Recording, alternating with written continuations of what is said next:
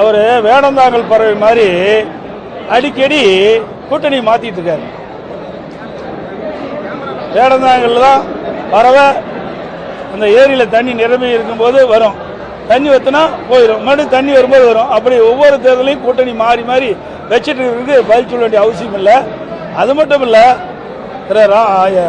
பெரியவர் ராமதாஸ் அவர்கள் ஒரு பேட்டியில் கொடுக்கும்போது பாரதிய ஜனதா கட்சிக்கு எவ்வளோ மார்க் கொடுக்குன்னு சொன்னார். 0 கொடுப்போம்னாரு. இப்போ அந்த கட்சியில் போய் இணைஞ்சு அவருடைய வேட்பாளர் வெற்றி பெற சொல்றாரு. ஒவ்வொரு தேர்தலையும் ஒவ்வொரு கட்சி ஆதரிக்கிற கட்சி தான் பாட்டாளி மக்கள் கட்சி. அவையும் சொல்லிட்டா நாங்க என்ன பண்றது? ஏங்க இதான் மாறி மாறி கூட்டணி வச்சுக்கிட்டு தான் இருக்கிறாங்க. அவர் கூட்டணி வச்சிருப்போம், நாங்கள் ஜெயிச்சுமா? ஜெயிக்கலையே. 2019 அவரோட கூட்டணி இருந்தது, 2021 அவரோட தான் கூட்டணி இருந்தது. எங்க நாங்கள் வெற்றி பெற்றோம்? ஆக அதிமுகவை பொறுத்த வரைக்கும் கூட்டணி நம்பி இல்லை. கூட்டணி கட்சிகள் வந்தால் வரவேற்போம். அதே நேரத்தில் கூட்டணி கட்சி வரலாலும் எங்களுடைய சொந்த பலத்தில் நிறைய திட்டங்களை நாட்டு மக்களுக்கு செஞ்சிருக்கிறோம். 50 ஆண்டு காலத்துக்கு மேலாக என்னுடைய கட்சி துவங்கப்பட்டு பொன்விழா கண்ட கட்சி, 30 ஆண்டு காலம் ஆட்சி புரிந்த கட்சி. அதிமுக ஆட்சி காலத்தில் தான் தமிழ்நாடு ஏற்றம் பெற்றது, உயர்ந்த நிலைக்கு வந்தது. இந்தியாவிலேயே இன்னைக்கு முதன்மை மாநிலமாக விளங்குவதற்கு அடித்தளம் வழங்கியது அதிமுக கட்சி. அதனால் அதிமுக அரசாங்கம். அதனால கூட்டணி நம்பி தான் நாங்கள் கட்சி நடத்தலை. அதாவது அதில் இருக்கிற நிலைமையை அறிஞ்சு தான் புரியும் சொல்ல முடியும். அதில் ஊழல் நடந்ததா இல்லையா அது நமக்கு எப்படி தெரியும்? அது வேறொரு மாநிலம். அந்த மாநிலத்தில் என்ன நடந்தது என்று முழு விவரம் தெரியாத எந்த கருத்து சொல்ல முடியாது. நாளைக்கு ஏதாவது ஒரு கருத்து சொல்லி அவர் ஏதாவது அங்கே ஏதாவது ஒரு தவறுகள் நடந்திருந்தாலோ இல்லையோ, தவறு நடந்திருந்தா தவறு, தவறு நடக்கலைன்னா தப்பு, அரெஸ்ட் பண்ணுது.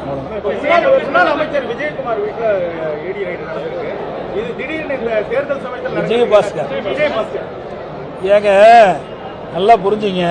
இந்த ஆட்சி வந்த பிறகு, திராவிட முன்னேற்ற கழகம் ஆட்சிக்கு வந்த பிறகு லஞ்ச ஒழிப்புத்துறை ஏவிவிட்டு எங்களுடைய முன்னாள் அமைச்சர் மீது வழக்கு பதிவு செஞ்சாங்க.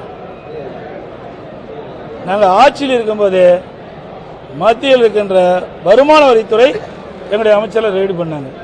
இன்னைக்கு ஒன்றும் புதுசாக வரல.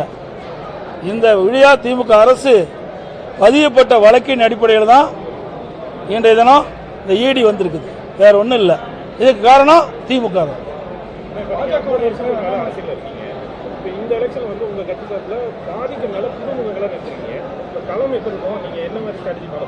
நான் கூட புதுமுகமாக தான் நின்ன போது 33 வயசுல. ஆமாங்க, புதுமுகம் தான் வெளியில் வர முடியும்.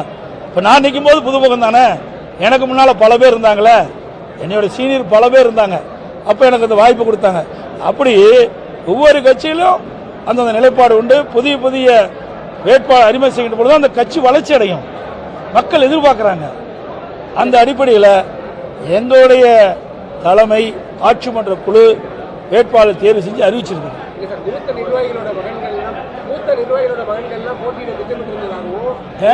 மூத்த நிர்வாகிகளோட மகன்கள் எல்லாம் போட்டியிட திட்டமிட்டிருந்ததாகவும் தோல்வி பயத்தினாலதான் இந்த மாதிரி புதுமுகங்களை அறிமுகப்படுத்திருக்காங்க அப்படின்னு எதிர்க்கட்சிகள் குற்றச்சாட்டு வைக்கிறாங்க.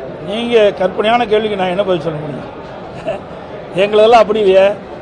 எங்களுடைய முன்னாள் எம்எல்ஏ குமரகுரு நிற்கிறாரு, பவுன்ராஜ் மகன் நிற்கிறாரு, ஜெயவர்த்தன் நிற்கிறாரு, எங்களுக்கு நிற்கிறாங்களே, நிற்கலாம் கிடையாது. யாருக்கு தகுதி இருக்குதோ அதை ஆட்சி மன்ற குழு தான் முடிவு செய்யும். தனிப்பட்ட முறையில் நாங்கள் முடிவு செஞ்சு அறிவிக்கல.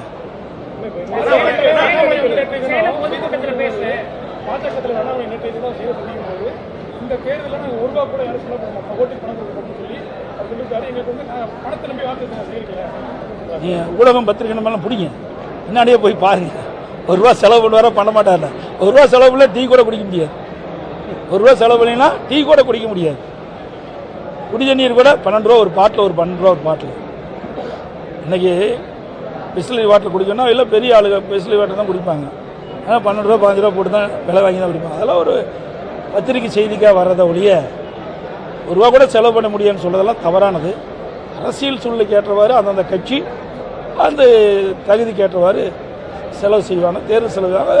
இன்றைக்கு தேர்தல் ஆணையமே சொல்லியிருக்குது இவ்வளோ செலவு செய்யணும், அந்த நிர்ணயிக்கப்பட்டிருக்குது. அதனால் தேர்தல் செலவு இருக்கத்தான் செய்யும். காரில் போகிறோம், டீசல் அடிக்கணும்ல. இப்போ டீசலில் தண்ணியிலே விடும். அப்போ டீசல் அடிக்கிறதுக்கு செலவு பண்ணி தானே ஆகணும். அதை அவர் மறுக்கிறாரா? எல்லாம் வந்து வேணுமென்றே திட்டமிட்டு உங்களை செய்தி ஒரு பரபரப்பான செய்தி பத்திரிகையில் ஊடகத்திலையும் போடுவீங்க. நீங்கள் இப்போ அவர் கேட்கல, அவர் சொல்ல கேட்டதாலும் பரபரப்பான செய்தி என்ன கேள்வி கேட்குறீங்க? அதுக்கு இது உதவும். ஆனால் 3 முறை முதல்வராக இருந்தவர் ஓபிஎஸ் ராமநாதபுரத்தில் ஒரு சீட்டுக்காக நிற்கிறாரு. இதை அவரிடம் கேட்க வேண்டிய கேள்வி. இதை அவரிடம் கேட்க வேண்டிய கேள்வி. என்னிடம் இதை கேட்டால் நான் என்ன பதில் சொல்றது? சேலம் பொதுக்கூட்டத்தில் பிரதமர் பேசும்போது அடுத்த 5 ஆண்டு காலம் தமிழ்நாட்டுக்கு ரொம்ப முக்கியமானது, ஊழலை தடுக்கிறதுல கடுமையான நடவடிக்கை எடுக்கும், பிற அரசியல் கட்சிகளுக்கு மிரட்டல் எடுக்கும் வகையில் பேசியிருக்கிறார். பிற கட்சி கிடையாது, ஆளுகின்ற கட்சிக்கு தான் சொல்லுங்க. பிற கட்சி ஆளுது. இங்க யார் ஆளுறாங்க? ஒட்டுமொத்த தமிழ் ஆளுகின்ற கட்சி தானே சொல்ல முடியும். ஆளாத கட்சி எப்படி சொல்ல முடியும்? ஆளுகின்ற கட்சி குறிப்பிட்டு சொல்றாங்க.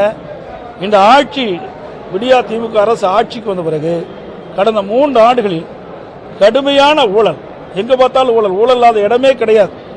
போதைப்பொருள் விற்பனை, திமுக நிர்வாகிகளே வெளிநாட்டுக்கு போதைப்பொருள் கடத்தக்கூடிய சூழலெல்லாம் பத்திரிகையில் ஊடகத்தில் நீங்க வெளியிட்டீங்க.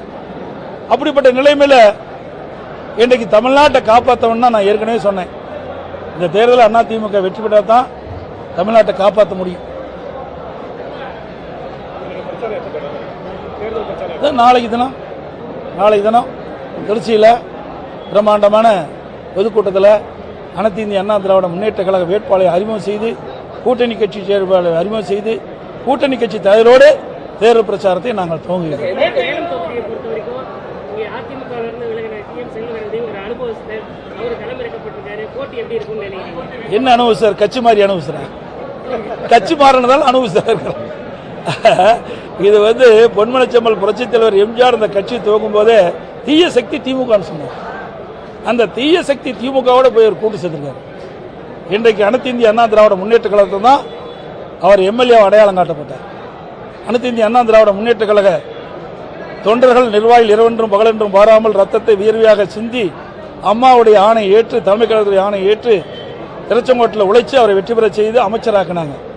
அதுக்கு பிறகு நாடாளுமன்ற உறுப்பினராக்கினாங்க. எனவே இந்த கட்சிக்கு மிகப்பெரிய துரோகம் செஞ்சிருக்கார். இந்த துரோக செயலுக்கு நம்முடைய சேலம் மாவட்ட மக்கள், சேலம் நாடாளுமன்ற தொகுதிக்கின்ற வாக்காளர் மக்கள் தகுந்த தண்டனை அவருக்கு வழங்குவார்கள். அந்த தண்டனை தோல்வி.